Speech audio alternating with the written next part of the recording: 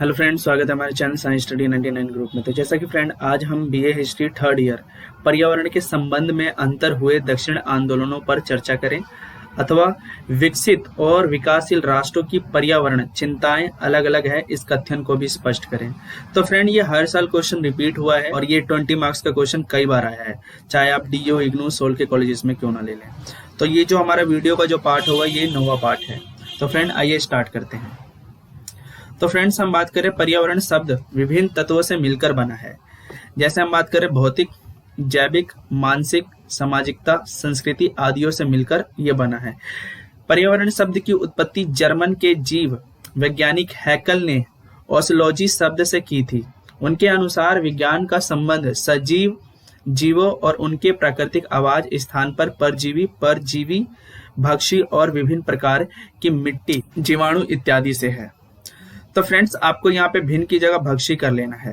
तो पर्यावरण आंदोलन प्राकृतिक पर्यावरण को बचाने के लिए किया गया था, जिसका अगर देखा जाए तो इतिहास बहुत पुराना है। पर्यावरण आंदोलन में मानव प्रकृति का संबंध और उनके कारणों परिणामों पर चर्चा करेंगे। 20वीं सदी में पर्यावरण आंदोलनों पर चर्चा निम्नलिखित प्रकार से किया गया है। पर्यावरणवाद, औद्योगिक क्रांति का प्रभाव। तो औद्योगिक क्रांति के पश्चात पश्चिम में पर्यावरण को अपार क्षति पहुंची थी। जैसा उत्पादन भारी मात्रा में करने के लिए उन्होंने अत्यधिक संसाधनों को नष्ट कर दिया, जंगल को बर्बाद कर दिया। फलस्वरूप वन पर्यावरण को बचाने के लिए अनेकों आंदोलनों का जन्म हुआ। तो फ्रेंड्स अब हम बात करते हैं कि बुद्धिजीवी वर्ग की विचार और नीतियां। तो ऐसा माना जाता है कि पर्यावरण के इतिहास के लिए शक्तिशाली सफलतापूर्ण नीतियां अत्यंत महत्वपूर्ण हैं, जिनके लिए अनेक बुद्धिजीवों ने एक सफल भूमिका निभाई है। जैसे हम बात करते हैं परिस्थिति के विषय में, अमेरिकी राष्ट्रपति रूजवेल्ट ने अमेरिका के पर्यावरण को लेकर गंभीर चिंता व्यक्त की है। 1985 में यूनाइटेड स्टेट एनवायरमेंट पॉलिटिक्स में पर्यावरण को बचाने के लिए उन्होंने बहुत सारे सुझाव दिए हैं। तो फ्रेंड्स अब हम बात करते हैं कि मैरी जीव विज्ञानी रसूल यानी कार्सन ने अपनी पुस्तक साइलेंट स्पीकर में कीटनाशकों के उपयोग को भयंकर प्रभावों को बताया है, क्योंकि सबसे ज्यादा डीडीटी का प्रयोग अमेरिका ने किया है। तो आप इसका फुल फॉर्म यहाँ देख सकते हैं, पढ़ सकते हैं। 1960 में इसका प्रयोग 6.34 मिलियन किया गया था। फलस्वरूप अगर देखा जाए तो 1974 में जहरीले पदार्थ नियंत्रण एक्ट के द्वारा डीडीटी पर प्रतिबंध लगाया गया था। तो फ्रेंड्स अब हम पढ़ रहे हैं सामाजिक आंदोलन।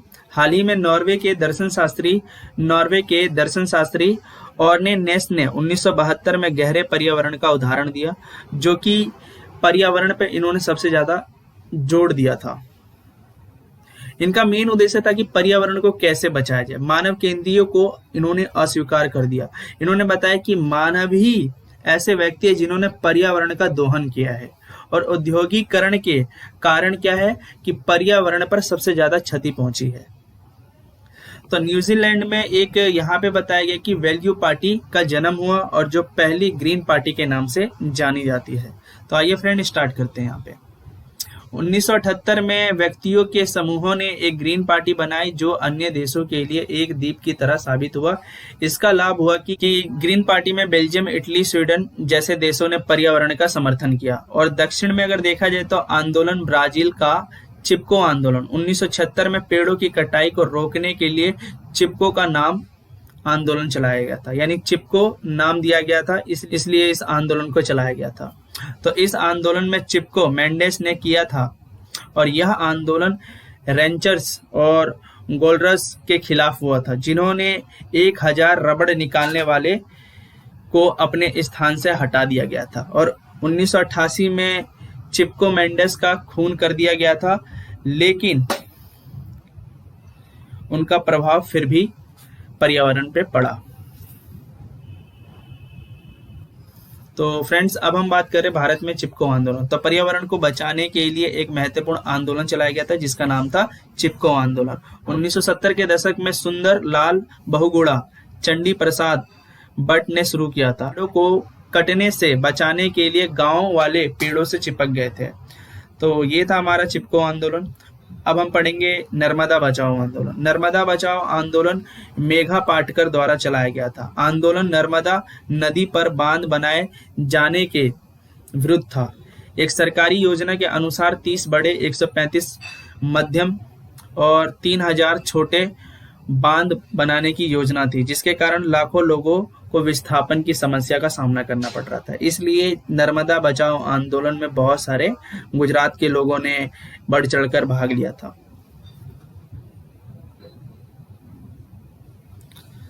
उत्तर व दक्षिण के आंदोलनों में भिन्नता। उत्तरी व दक्षिणी पर्यावरण आंदोलन के कुछ तथ्यों से भिन्न थे। अमेरिका में जो पर्यावरण आंदोलन हुए थे वे अपनी जरूरतों को पूरा करने के लिए थे, ताकि उनका रहन सहन का जो स्तर हो, उनके आसपास का वातावरण बेकार ना हो। भारत में जो आंदोलन चलाए गए थे वे दो प्रतियोगी समूहों के बीच में था। किसान और उद्योग दोनों को ही प्राकृतिक संसाधनों की जरूरत थी, और उत्तर में ये आंदोलन राजनीतिक संगठनों द्वारा जारी किए गए थे, और दक्षिण में बहुत ही पुराने ढंग से पर्यावरण आंदोलन को स्टार्ट किया था। तो वैश्विक स्तर में सम्मेलन के बारे में हम बात करते हैं। पर्यावरण को लेकर 1972 में स्टॉकहोम सम्मेलन आयोजित किया गया था। 1987 में यूएनओ ने विश्व विकास पर एक सम्मेलन किया, जिसमें एक रिपोर्ट तैयार की गई कि इस रिपोर्ट में नाम नॉर्वे के राष्ट्रपति ब्रांडलैंड के नाम पर रखा गया था। इसमें सतत विकास को महत्वपूर्ण बताया गया था। 1992 में ब्राजील के रियो डी जेनेरियो में पृथ्वी सम्मेलन का आयोजन किया गया। इस सम्मेलन में पर्यावरण को बचाने के लिए एजेंडा 21 को जारी रखा गया था। और 1997 में जापान के क्योटो शहर में क्योटो प्रोटोकॉल का योजना किया गया था, जिसमें ग्रीन हाउसेस गैसों में कटौती करने का लक्ष्य रखा गया था। भारत ने भी इसका समर्थन किया था, यानी हस्ताक्षर किया था। तो फ्रेंड्स, अब हम बात करते हैं विकसित और विकासशील देशों के बीच में वाद विवाद क्यों है। तीसरी दुनिया के देशों को यह लगता है कि विकसित देशों ने इन देशों के तकनीकी औद्योगिक विकास को रोकना चाहते थे, इसलिए पर्यावरण का ये बहाना कर रहे थे। पिछले 16 सालों से उत्तर के देश में दक्षिण को पर्यावरण हादसे के लिए जिम्मेदार ठहराते रहे, और परंतु विकासशील देश राष्ट्रों का मानना है कि औद्योगिक राष्ट्र स्वयं इसके लिए जिम्मेदार है, और 97% ग्रीन हाउस गैसों का उत्सर्जन इनके द्वारा ही किया गया था। विकसित देशों का आरोप है कि वनों का उन्मूलन करने के लिए विकासशील राष्ट्रों की जीवन शैली जिम्मेदार है, परंतु विकसित राष्ट्रों पर विकासशील राष्ट्र आरोप लगाते हैं कि औद्योगिकरण के लिए वनों का सर्वाधिक विनाश विकसित देशों ने ही किया है। यानी विकसित देश आरोप किसके ऊपर लगा रहा है? विकासशील। लेकिन विकासशील देशों ने बताया कि विकसित देशों ने ही सबसे ज्यादा पर्यावरण का हादसे किया है। तो फ्रेंड्स, ये था हमारा टॉपिक, और जो कि हमने बहुत अच्छे से इसे कवर किया। तो आप अपने इसे नोटबुक में तैयार कीजिए, ताकि आप अपने एग्जाम में अच्छे तरीके से लिख सके। अभी तक आप लोगों ने सब्सक्राइब नहीं किया हमारे चैनल को, तो आप सब्सक्राइब कीजिए, लाइक कीजिए, शेयर कीजिए। फ्रेंड्स, हम नेक्स्ट वीडियो में मिलते हैं।